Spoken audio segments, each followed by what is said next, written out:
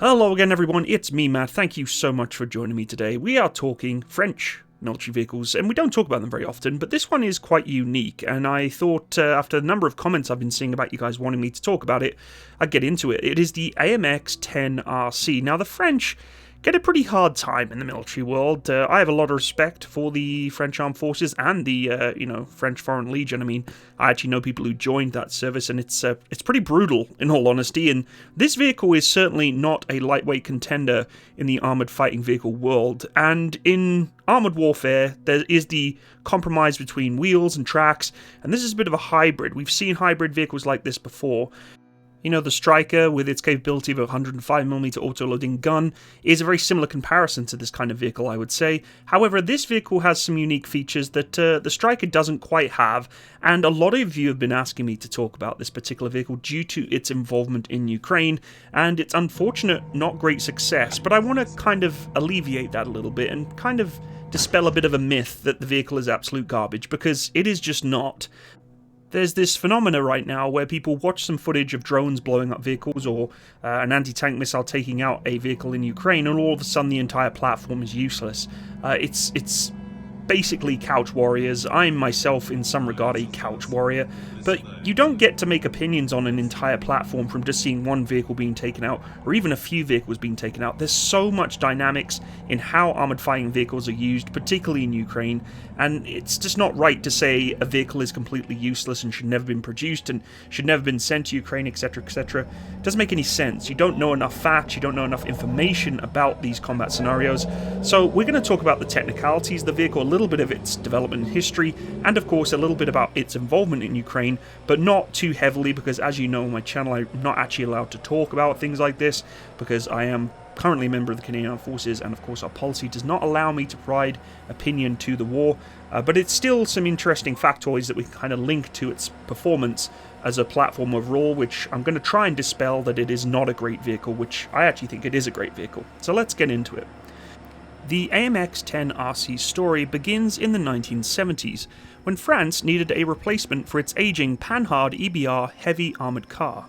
Developed by Guyot Industries, the goal was very clear: create a fast, mobile vehicle with enough firepower to support reconnaissance missions. By 1979, the AMX-10 RC officially entered service and quickly cemented itself as France's go-to reconnaissance and fire support vehicle. Notice those two statements, reconnaissance and fire support, not assault, which is what a lot of people are confused about this vehicle, and why in context of Ukraine it's being kind of utilised as an assault vehicle. It was never designed to do that.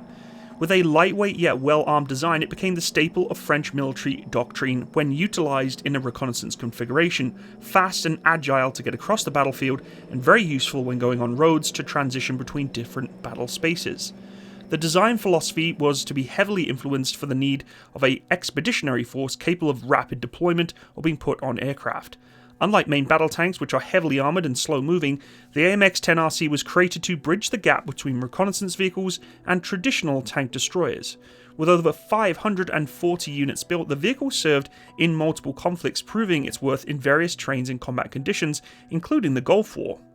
Throughout its service, the AMX-10 RC underwent several modifications and upgrades to keep it combat relevant. Initial models featured amphibious capabilities, but later upgrades removed this functionality in favour of enhanced armour protection and digital battlefield systems. Like anything in an armoured fighting vehicle, you can only cram so much stuff into a platform. Despite these improvements, the AMX-10 RC's primary role has always, though, remained as reconnaissance, utilising that incredible speed and that 105mm firepower to provide very valuable intelligence and fire support to the battle space.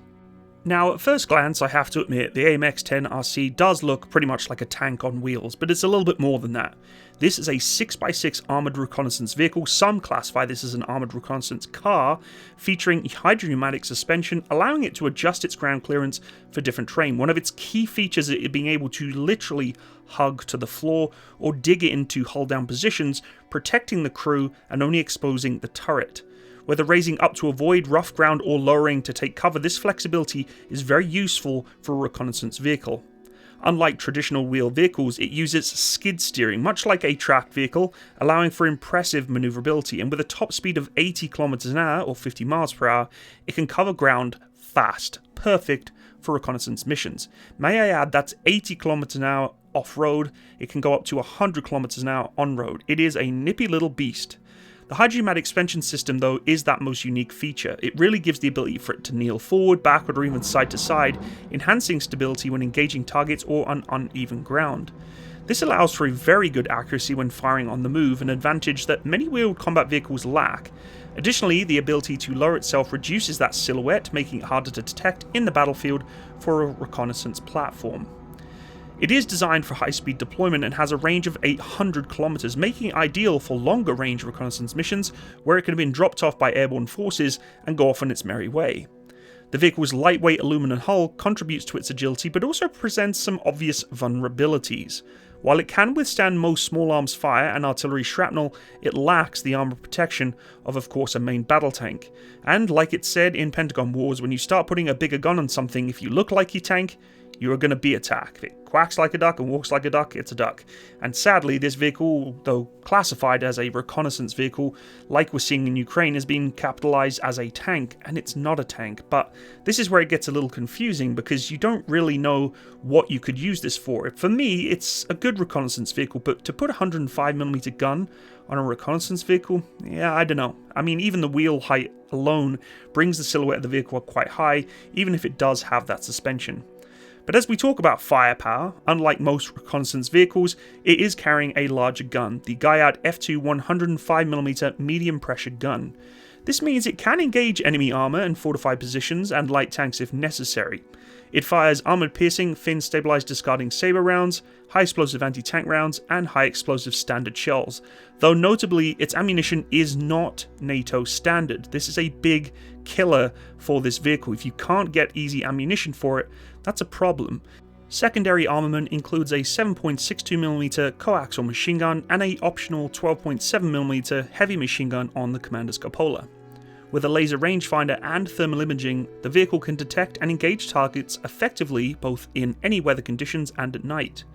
Compared to traditional main battle tanks though, the gun is really designed to deliver rapid, accurate fire rather than engage in prolonged engagements. The vehicle carries 38 rounds, with 12 stored in ready racks for quick access. Its medium pressure gun means it lacks the kinetic punch of a high velocity gun, but compensates with a versatile range of ammunition. This allows it to engage a variety of threats, from enemy vehicles to infantry positions or punching through buildings in urban environments. While effective in defensive roles and sometimes offensive roles, the main drawback is that firepower and limited armor penetration. Of course, its own armor is causing some major issues, particularly in an urban environment. Against older generation tanks or lightly armored vehicles, it performs quite well. However, against modern MBTs from anywhere in the world, it requires careful positioning and tactical use to exploit weak spots. Combined with its high mobility, it operates best as a hit-and-run vehicle rather than a frontline brawler, which unfortunately in Ukraine is particularly where they're trying to position this vehicle. It's not an ambush vehicle, it's being used as a frontal assault gun. That's not what its purpose is for. The AMX-10 RC has seen extensive combat deployments, proving its versatility in conflicts ranging from the deserts of Chad to the Gulf War and modern engagements like Ukraine. Of course, being that it is light fire support, it is very easy to procure. These are not super complicated vehicles, they're fairly inexpensive, and for the most part, this is why France has donated them. They don't need to worry too much about the ITAR conditions or equipment that's on there because they're not highly modernized. So if you're going to hand over technology to a country that could easily have these vehicles lost, it's not detrimental to France. But during Operation Desert Storm, the AMX-10 RC played a vital role in the 6th Light Armored Division, covering the coalition's left flank and engaging Iraqi forces. The vehicle performed very well, suffering no combat losses while capturing key enemy positions. However, the modern battlefield certainly has changed, and the AMX-10 RC has struggled against most anti-tank weaponry and even artillery fire, highlighting its limited survivability against heavy opposition. This raises the question though, does the AMX-10 RC still have a place in today's warfare? With mobility-focused tactics, it remains valuable though, I think, in fast-moving engagements, but it must be used very strategically rather than a direct assault vehicle. The most notable upgrade was the AMX-10 RC modernization program. Enhancements included better armor, improved fire control systems, and digital battlefield integration. However, the loss of the amphibious capability in these upgrades changed its role quite significantly. The Renova upgrade in 2000 added additional armour, a laser warning system, and the SIT V1 battle management system. Ensuring improved communication and target acquisition was very important for reconnaissance forces for the French military. Beyond the RCR upgrade, experimental variants of the AMX-10 RC were tested but never widely adopted. These included anti-aircraft versions, an infantry fighting variant, and artillery reconnaissance model. Ultimately, the core design remained unchanged due to its effectiveness in the primary role as reconnaissance. When compared to vehicles like the B-1 Centauro and the Striker MGS, the AMX-10 RC does fall somewhere in between, faster and more manoeuvrable than the Striker, but less firepower than the Centauro. The Centauro, for instance, boasts a higher caliber gun, making it more effective against heavily armoured threats. However, the AMX RC's 10 lowered weight and superior off-road mobility make it more suited for that rapid deployment and reconnaissance missions. Similarly, against its counterparts, the BRDM-2 and the AMX-10 RC vastly outperforms it in firepower, armour and battlefield capabilities. While the BRDM-2 remains a functional reconnaissance vehicle, it really lacks the firepower to engage modern threats effectively if it came down to having to defend itself. So the AMX-10 RC therefore does remain quite a capable reconnaissance and fire support vehicle that offers a bit of a balance between speed and firepower.